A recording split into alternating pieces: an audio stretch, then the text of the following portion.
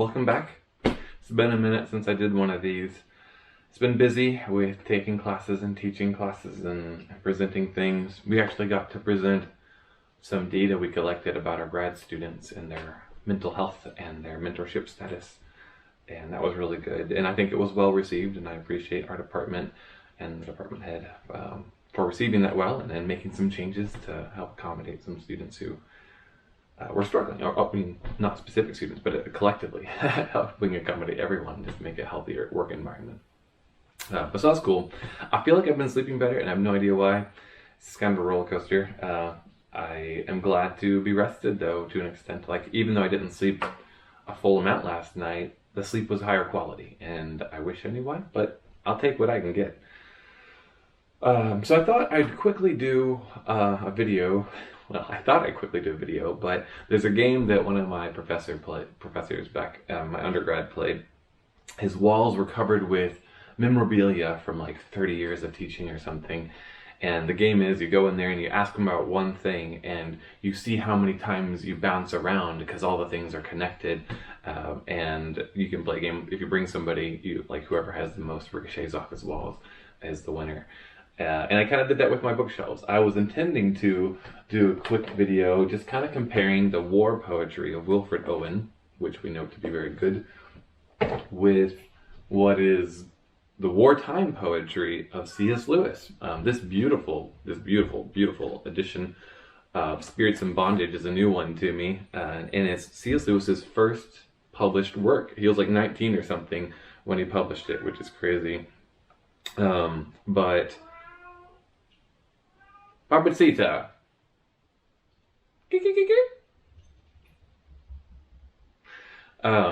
Sorry. So it was his first published work, and I called it wartime poetry because he published it, I think, right after he got out of the same war that Wilfred Owen was in, but not much of it talks about the war. So it was hard, it would have been kind of hard to compare the two of them, especially in quality, but instead, it actually worked out nicely because when I read this, it made me think of something else, which then, other poems connected to other things, and so I actually have a stack of books that I'm going to cover instead of Wilfred Owen today, and we'll see how I can track my thoughts about them and if they make any sense. But I'm going to start by reading a poem from Spirits in Bondage, which I think is a delightful work. Lewis at this point was pretty atheisty.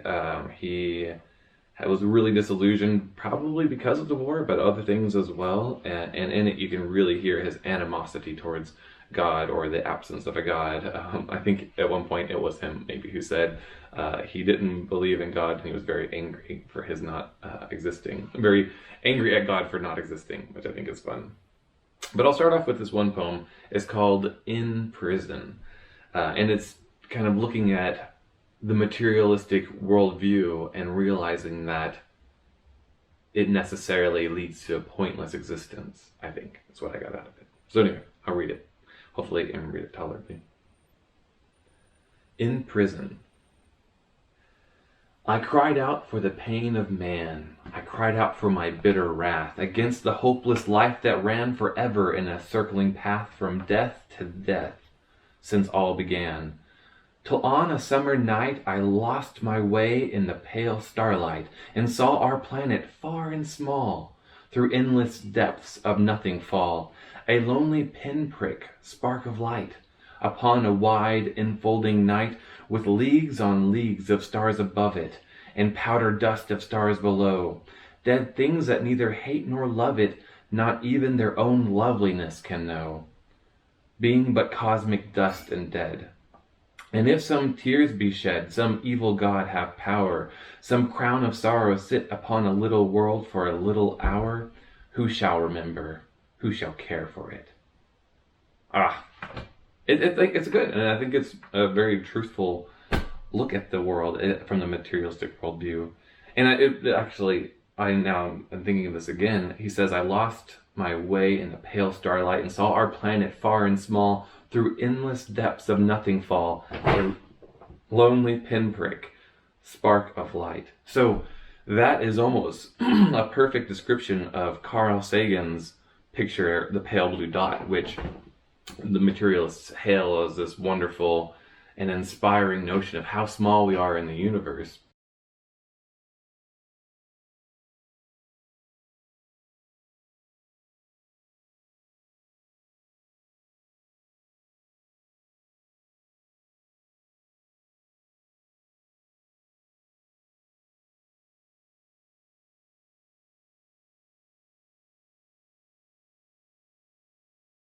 And that's obviously an accurate statement. We are small and insignificant in the universe, but they seem to be rallied at that idea and think it's wonderful that we're small. And I think I can understand that. Kind of stand, like if you're standing on the top of a mountain or at the base of a mountain, the all you feel of being small, that's legitimate.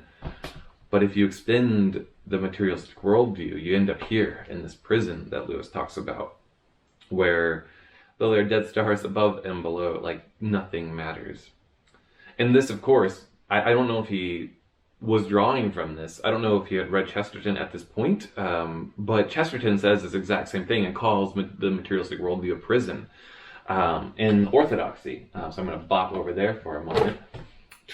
So in Orthodoxy, he's just talking about how the universe is described as being huge and vast and magnificent, therefore, but he's unimpressed because he says the materialist can't allow a speck of the spiritual into his spotless machine. I think it's something like that, a spotless materialistic machine. So he's kind of thinking it's infinitely vast, but still restricted, if you will, and limited. So he says, in the Ethics of Elfland, which is a chapter in Orthodoxy, he says, I have remarked that the materialist, like the madman, is in the prison of one thought. These people seem to think it singularly inspiring to keep on saying that the prison was very large. The size of this scientific universe gave one no novelty, no relief. The cosmos went on forever. But not in its wildest constellation could there be anything really interesting, anything, for the instance, such as forgiveness or free will. The grandeur or infinity of the secret of this cosmos added nothing to it.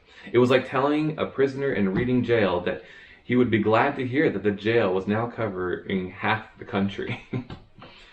So of course, in some aspects of this, he sounds like rather ignorant, saying there's nothing really interesting in all of the universe. As a scientist, we have to understand that the universe is super interesting, and he's the first to say that the world will not starve for want of wonders, but for want of wonder.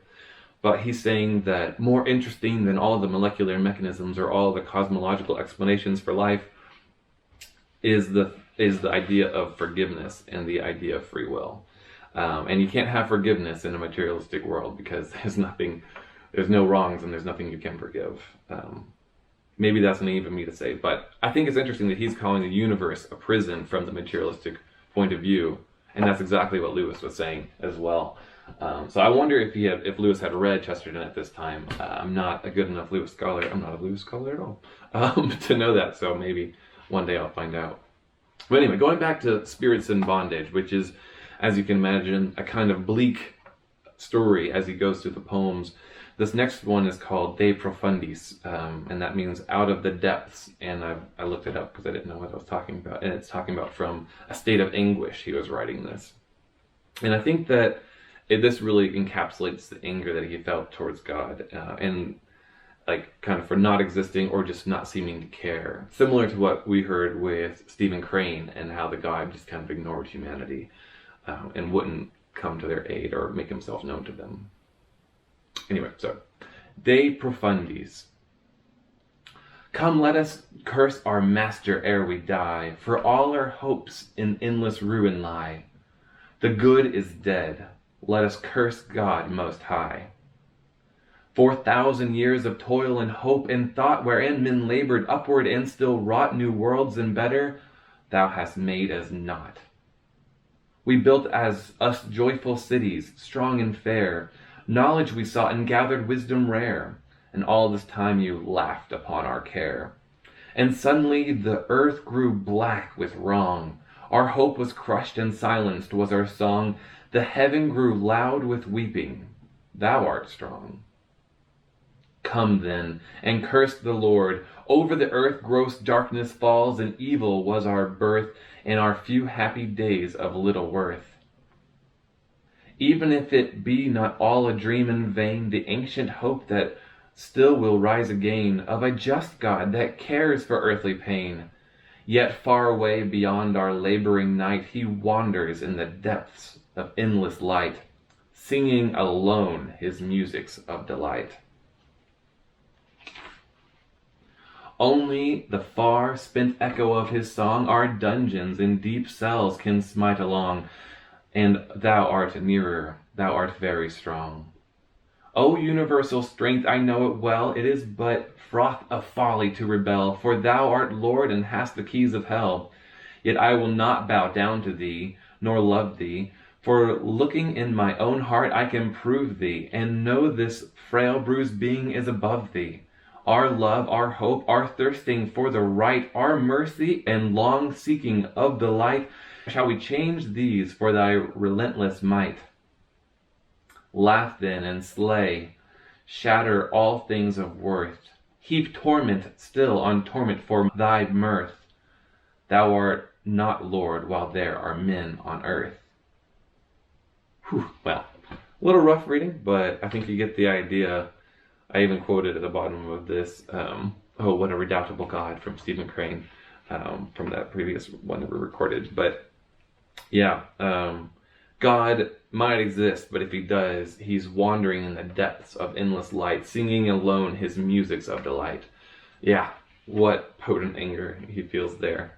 Thou art not Lord while there are men on earth.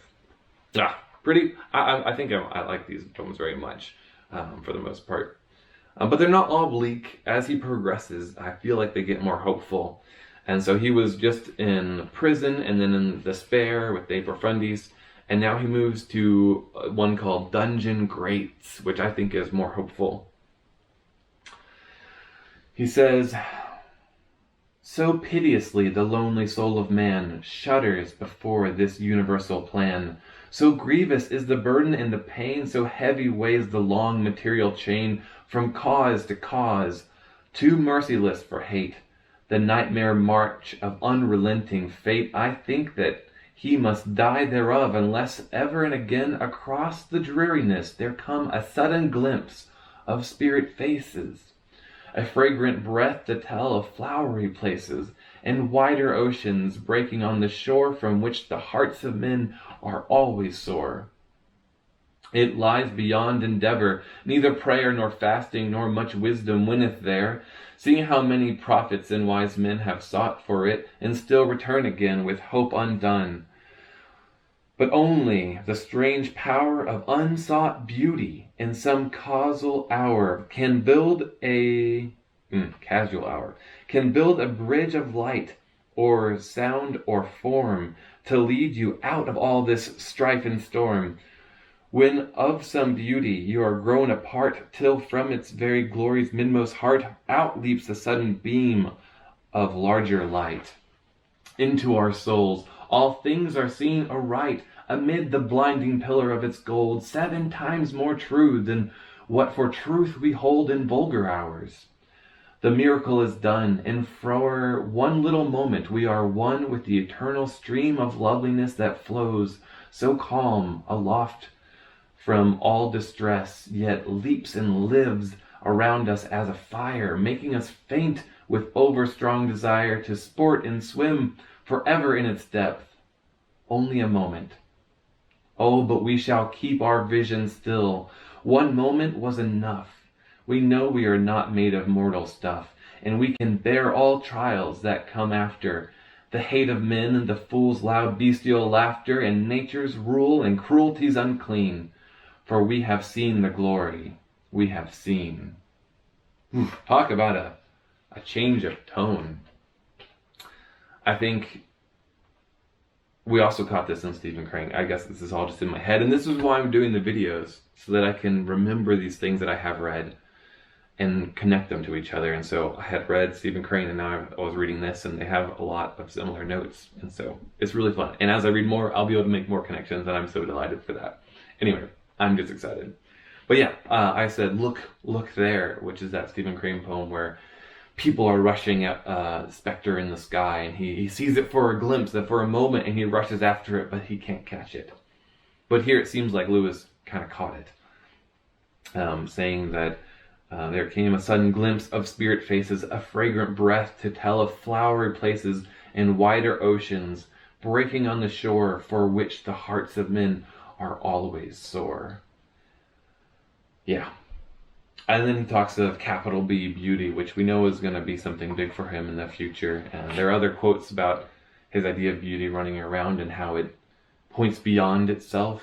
And I think that's a big important point for him, of course. But a much more hopeful poem there, and I'm happy about that. The next one is more hopeful still, I think, and talking more about beauty. It's called Song. And it's talking about the beauty we see in nature and how it seems to point beyond itself, I guess. I didn't make that connection until just now, but he's talking about material things, the awe that they inspire in us seems to indicate there's more beyond them. Song. Fairies must be in the wood, or the satyrs' laughing broods, tritons in the summer sea, else how could the dead things be half so lovely as they are?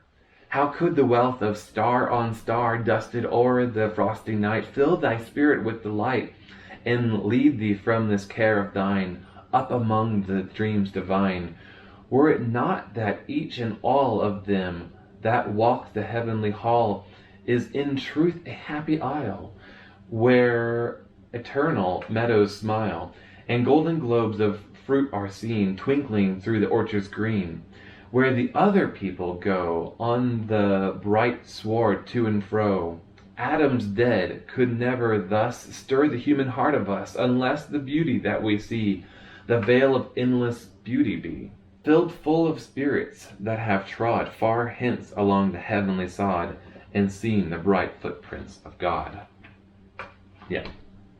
So, more hopeful still, Adam's dead. If they were dead, Adam's dead could never thus stir the human heart of us, unless the beauty that we see is the veil of endless beauty. Yeah. So, more hopeful still. And I think I'll read one more poem of this before moving on to the other books that I will reference after this. I wonder how long this video is going to be. I'll read the final poem in here because it's his one that I remember, like the one most war-ish poem since he had just gotten out of battle, out of war. And it's called Death in Battle, and supposedly this was supposed to be his like farewell if he did die in battle. I don't know. I mean, I haven't checked up on that, but that's what the introduction said, I think. But Death in Battle. Open the gates for me. Open the gates of the peaceful castle, rosy in the west, in the sweet dim isle of apples over the wide sea's breast. Open the gates for me. Sorely pressed I have been, and driven and hurt beyond bearing this summer day, but the heat and the pain together suddenly fall away. All's cool and green. But a moment agone, among men cursing in fight and toiling, blinded I fought, but the labor passed on a sudden, even as a passing thought, and now alone. Ah, to be ever alone in the flowery valleys, amongst the mountains in the silent wastes untrod, in the dewy upland places in the garden of God. This would atone. I shall not see the brutal crowded faces around me that in their toil have grown into faces of devils, yea, even my own. When I find thee, O country of dreams, beyond the tide of the ocean, hidden and sunk away, over the sound of battles near to the end of day, full of dim woods and streams. Yeah, so I think this sounds more like faith to me. When I find thee, not if I find thee or if you were real, but when I find thee, O country of dreams. I like that image that he has here. The one small glimpse we have of the traumas of battle because he doesn't talk much about them. He kind of just struts them out. He says, I shall not see the brutal crowded faces around me that in their toil have grown into the faces of devils, yea, even my own. Anyway, so this was what Lewis imagined death would be like. Being alone, where all's cool and green, in this country of dreams, full of dim woods and streams. And that description reminds me of Anodos, the main character of Phantastes, this beautiful book here. We talk about two beautiful editions in one reading. Spoiler alert for Phantastes. Anodos dies. And I'll spoil more later too, so sorry about that. But his description of death, I think, is quite lovely.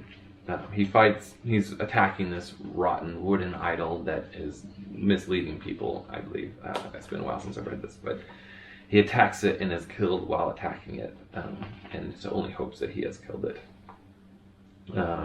So let me find the right page. But the description that he gives of death as being a cool kind of piece is very similar to what Lewis. And I don't know if Lewis had read this yet. He probably had. I think he had. Maybe at 16 he read this, is my guess. But he's 19 in these poems. I should have marked the page rather than do that. All right.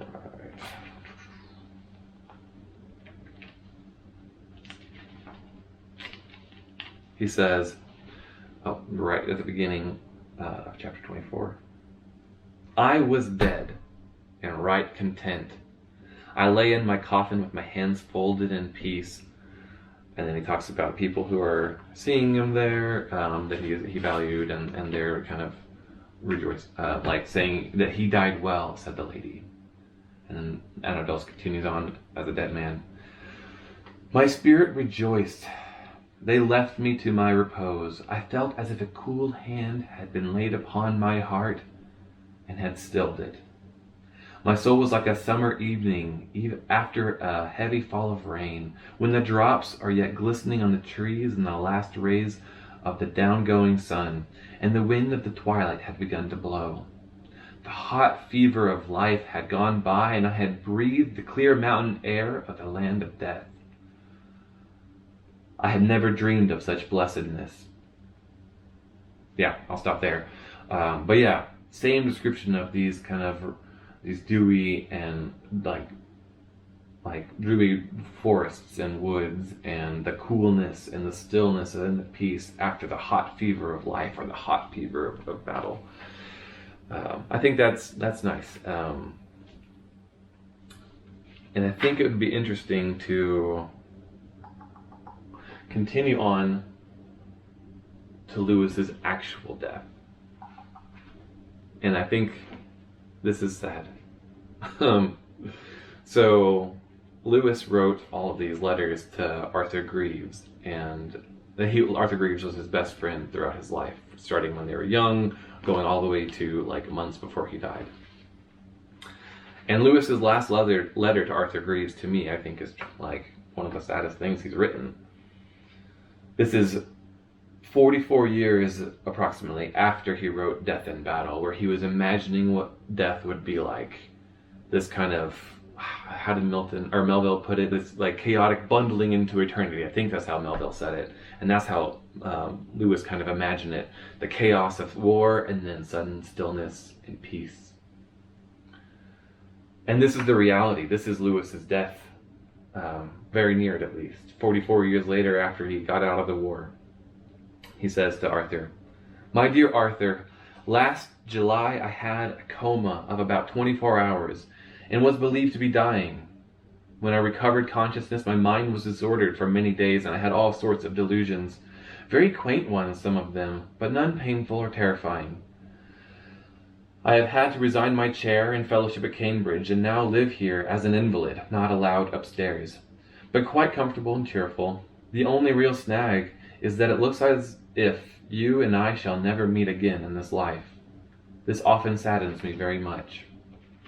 Warnie, meanwhile, his brother, has completely deserted me. He has been in Ireland since June and doesn't even write, and is, I suppose, drinking himself to death. He has, of course, been fully informed of my condition, and more than one friend has written him strong appeals, but without the slightest result. But Paxford and Mrs. Miller look after me very well, and if it weren't for the horrid amount of letter writing I now have to do, we could really get on very well without him. Though I am by no means unhappy, I can't help feeling it was rather a pity I did revive in July. I mean, having been glided so painlessly up to the gate. It seems hard to have it shut in one's face and know that the whole process must some day be gone through again, and perhaps so far less pleasantly. Poor Lazarus! But God knows best. I am glad you are fairly well and have a housekeeper. But oh, Arthur, never to see you again! Exclamation point. ... Yours, Jack. How heartbreaking. No, I mean, I guess not really what he envisioned, probably with that death in battle poem, but I just realized that gate analogy, painlessly up to the gate, obviously it makes sense, but it's here returning from those poems that he was talking about, like open the gate for me, I think is what he's saying. And here he is gliding up to the gate and then having it shut in his face,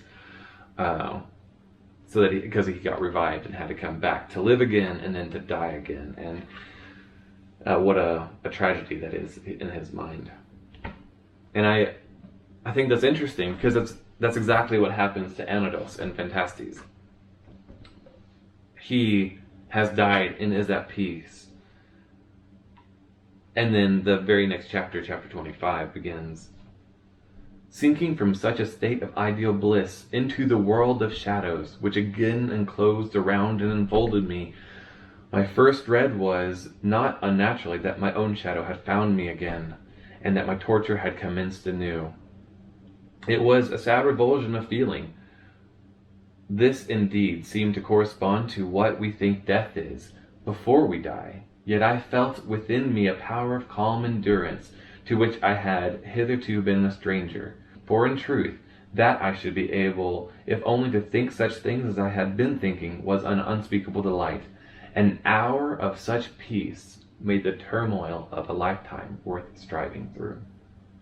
And I'll stop there again, but it's interesting because this book is the book that baptized Lewis's imagination, and in it the character dies and finds his peace and then is revived again to kind of struggle through reality in life until he again dies, which I'll just hold this up because this is a symbol from the book.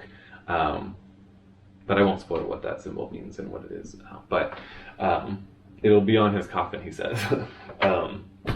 So that's exactly what happened to Lewis, though. He died and then was revived and then had to eventually die again. And of course, we don't have an account of that. Anyway, I think this was way too long, a little bit disjointed, but there was a lot of jumping around that we did. Appreciate you letting me do this. I mean, I'm doing it whether, even though I'm not posting these anywhere, but maybe one day I will. I don't know. But I've really enjoyed doing this. I feel much invigorated by being able to pull the thread from between all these authors, because they're all connected, and that's what I find so much delight in. And even Stephen Crane and Lewis, who aren't really connected to my knowledge, these ideas are common themes in reality, in humanity, and that's what literature is about. That's what the humanities are about, and that's what I love about it so much. So anyway, I enjoy pulling this thread, and I appreciate having some accountability for my doing so.